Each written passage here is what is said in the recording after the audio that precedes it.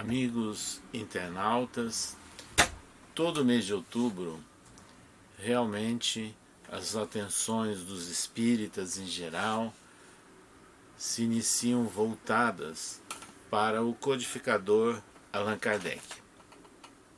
Porque ele nasceu a 3 de outubro do ano de 1804 na cidade de Lyon. Na realidade, como todo mundo sabe, Allan Kardec é o pseudônimo. O nome é Hippolyte Léon Denisard Rivail. E que ele nasceu, eu diria, quase que por um acidente na cidade de Lyon, onde a sua mãe esteve no final de gestação e foi atendida, numa casa que era voltada a gestantes. Mas na realidade ele nunca residiu em Lyon. Ele passou a sua infância com a sua genitora, a família de origem materna, na cidade de Bourg-en-Bresse e também Saint-Denis-le-Bresse, que é importante, Le Bourg, aliás, Saint-Denis-le-Bourg, que é importante nós lembrarmos, porque o pai de Allan Kardec, ele era voltado à justiça militar, envolvido com as tropas do Napoleão, e ele desapareceu por volta do ano de 1907. Consta que pode ter sido a maior probabilidade na invasão da Península Ibérica. Mas o pequeno Rivail passou a sua infância com a família materna, ainda nessa etapa, início da adolescência, vai para Yverdon, onde estuda com o famoso educador, autor de propostas históricas inovadoras, Pestalozzi, em Yverdon, na Suíça. Depois se dirige a Paris, onde ele monta uma escola, seguindo a proposta de Pestalozzi, sempre voltado à educação, era poliglota, tradutor, trabalhou também em horas vagas como contabilista, e ele chegou aos 50 anos de idade como um intelectual reconhecido, homenageado, detentor de diplomas, medalhas, na França, quando ele foi convidado para conhecer o fenômeno das mesas girantes e falantes.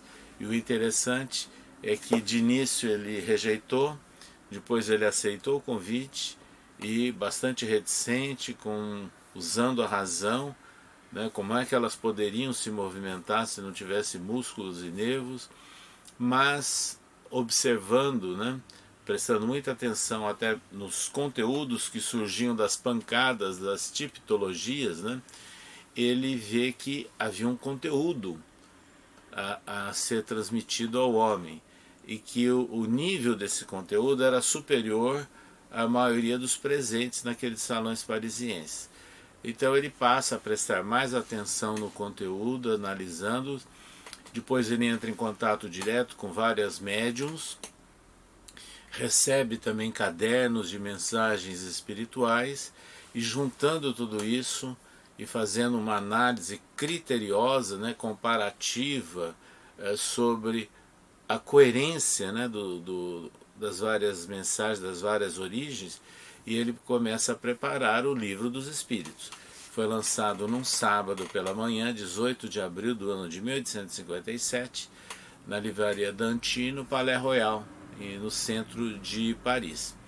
Esse livro, então, ele passa a ser assinalado como a data de nascimento do Espiritismo. O Espiritismo surge com a publicação do Livro dos Espíritos. Os princípios ali esposados, adotados, e que foram condensados e consolidados por Allan Kardec, o Livro dos Espíritos, eles já estiveram presentes em várias épocas da humanidade, em culturas, em várias religiões, em várias localidades. Mas, reunidos esses princípios e caracterizando um conjunto que é a doutrina espírita, foi graças ao Livro dos Espíritos. Allan Kardec deu prosseguimento a um desdobramento do Livro dos Espíritos, nós podemos assim dizer, porque a sua versão definitiva surge em 1860, ampliando de 501 para 1019 perguntas e respostas. E Allan Kardec exerceu um trabalho intelectual de seleção de mensagens, de composição dos temas e dando a forma de perguntas e respostas. Então ele não era um entrevistador de espíritos, como muita gente pode imaginar. Ele teve todo o seu trabalho intelectual, né, usando da sua experiência, né, como professor, muito bem preparado, aliás. Então surgem os desdobramentos. A segunda parte do Livro dos Espíritos, que fala do mundo espírita ou do mundo espiritual, deu origem ao Livro dos Médiuns, que ele publica no ano de 1861. Então ele passa a dar as orientações práticas de acordo com o Espiritismo, porque a mediunidade não é patrimônio, a mediunidade não é invenção do Espiritismo. Então isso é muito importante. Ele próprio registra, como quer que seja, as mesas girantes serão sempre a origem, né?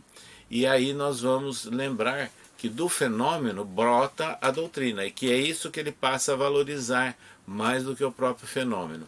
Mas no livro dos médiuns, que ele considera o guia dos médiuns e dos evocadores, é o livro onde ele reúne então as informações das suas observações e dos registros espirituais sobre a prática da mediunidade segundo o Espiritismo, que tem que haver sempre, né, com a orientação moral e espiritual do homem, ou seja, contribuindo com a melhoria moral, né, da humanidade. Isso é muito claro.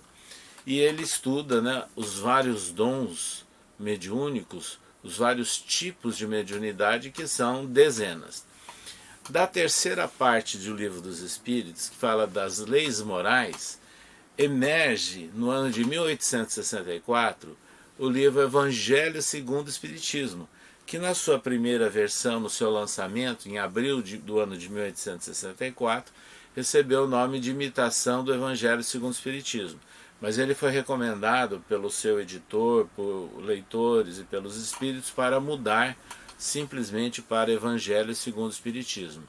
Esse livro é interessante, porque enquanto no capítulo que fala da essência moral, né, de Jesus no Livro dos Espíritos, que é a terceira parte, no livro Evangelho segundo o Espiritismo, ele analisa as parábolas, o exemplo de vida de Jesus e os seus ensinos. Mas ele deixa muito claro na apresentação do Evangelho segundo o Espiritismo que o objetivo seria o ensino moral e não aquelas questões de curiosidade, de polêmicas, né, que sempre marcaram a presença nas várias épocas da humanidade. Esse livro, então, ele vai ser a chave para nós compreendermos, né, os textos bíblicos com a certeza da imortalidade da alma. Da quarta parte do Livro dos Espíritos, das Esperanças e Consolações, Allan Kardec faz brotar o livro O Céu e o Inferno, que foi lançado no mês de agosto do ano de 1865. Esse livro, ele é marcante, ele é inédito, porque além dele colocar toda a teoria espírita, né, sobre o que é o mundo espiritual, o conceito de céu, o conceito de inferno, o conceito de purgatório, ele é inédito porque ele reúne mensagens espirituais, as comunicações espirituais que Kardec obteve, né, na sede da Sociedade Parisiense de Estudos Espíritas e outras que enviaram a ele, mas ele fez um estudo muito interessante, porque ele relacionou, né, as mensagens, o conteúdo das mensagens espirituais, procurando identificar o espírito e procurando saber como ele era enquanto encarnado, em que condições que ele desencarnou. Então aí que existe o ineditismo, porque é o primeiro livro que fala realmente de histórias reais, né, de espíritos desencarnados, que mostra inclusive estudo de casos, vamos assim dizer. E em função disso, ele chega à conclusão que há vários estados de alma, né, dos comunicantes. Então ele começa a montar uma classificação, que eu diria genérica, né, ampla, mostrando que tem desde o espírito feliz, o espírito que está aprendendo, arrependido, o espírito que está em sofrimento, no caso, por exemplo, dos suicidas, e vai mostrando o espírito que não aceitava a imortalidade da alma. Então, tanto esse como o suicida tendo aquelas grandes surpresas ao chegarem no mundo espiritual. Então ele vai mostrando, né, estados de alma que são muito importantes para a nossa compreensão dessa relação entre humanidade encarnada e desencarnada. Da última parte, né, do Livro dos Espíritos surgiu então o céu e o inferno. Mas da primeira parte, que fala do mundo espírita ou do mundo espiritual, é que surge o último livro de autoria de Allan Kardec, A Gênese, que foi publicado em janeiro do ano de 1868. A Gênese, ou As Predições, né, segundo o Espiritismo.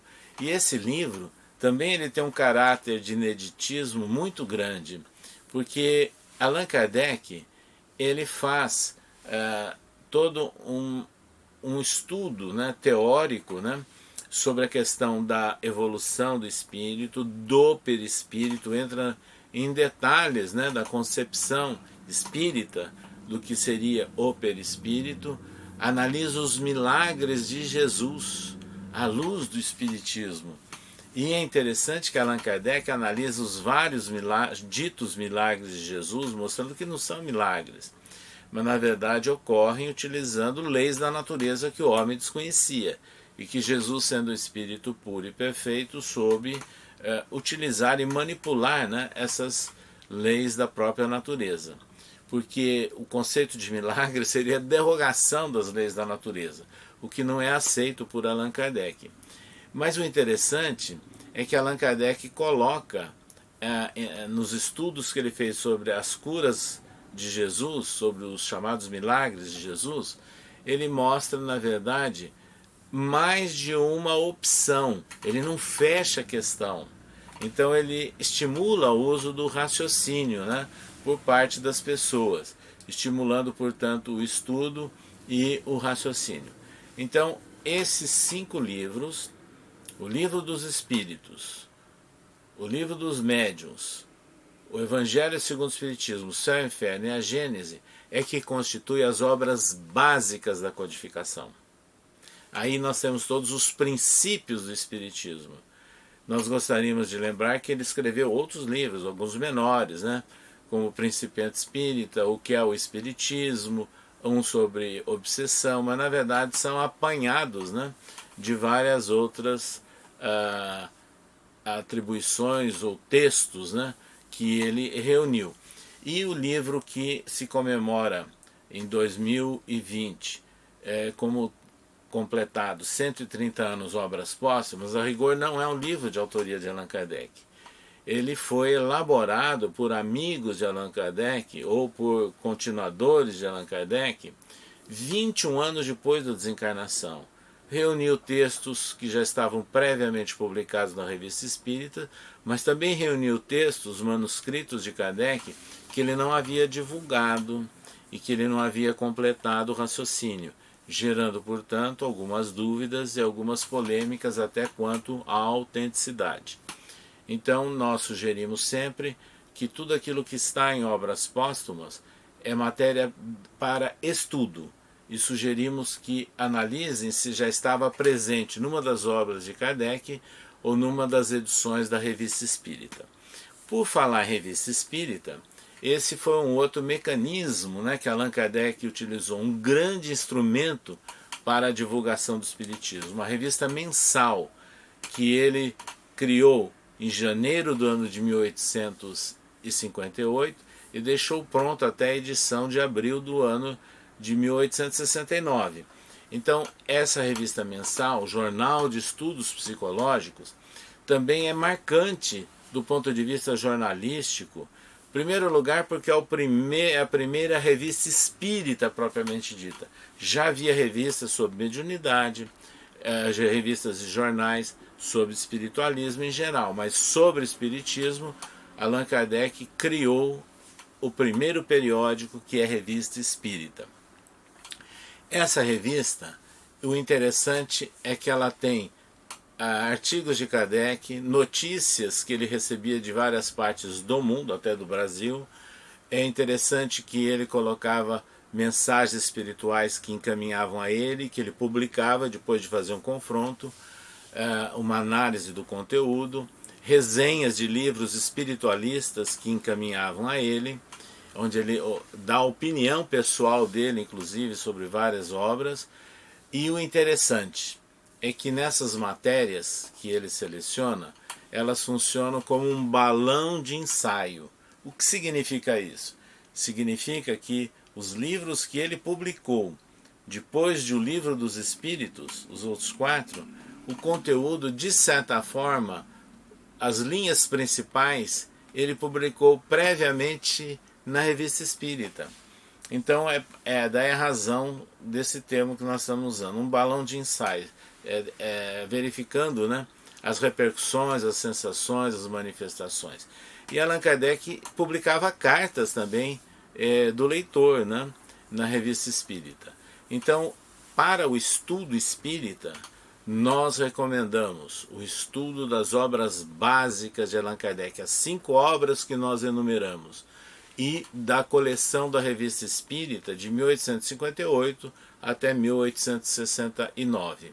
É esse conjunto que caracteriza, então, toda a base doutrinária, né, que é sólida, monolítica e bastante convergente, com muita sincronia, né, entre os textos e entre os vários livros, e que é a característica da obra do nosso codificador Allan Kardec. Daí a razão de existir uma campanha que foi iniciada pela União das Sociedades Espíritas do Estado de São Paulo, aprovada no ano de 1975, Comece pelo Começo, e que essa campanha ela foi levada também ao Conselho Federativo Nacional da FEB, no período que nós estávamos na presidência, tendo sido aprovado pelo Conselho Federativo Nacional da FEB em novembro do ano de 2014. Então essa é a sugestão que nós deixamos, que para nós homenagearmos Allan Kardec, nós temos que realmente estudar, analisar essas obras. E quando eu falo estudar e analisar, direto nos textos de Allan Kardec, para que as pessoas aprendam a manipular o livro, a acessar o conteúdo do livro, evitando aquelas matérias indiretas, mas vamos valorizar a obra de Allan Kardec na sua origem. E isso é um grande papel a ser feito no Centro Espírita, nos grupos de estudo.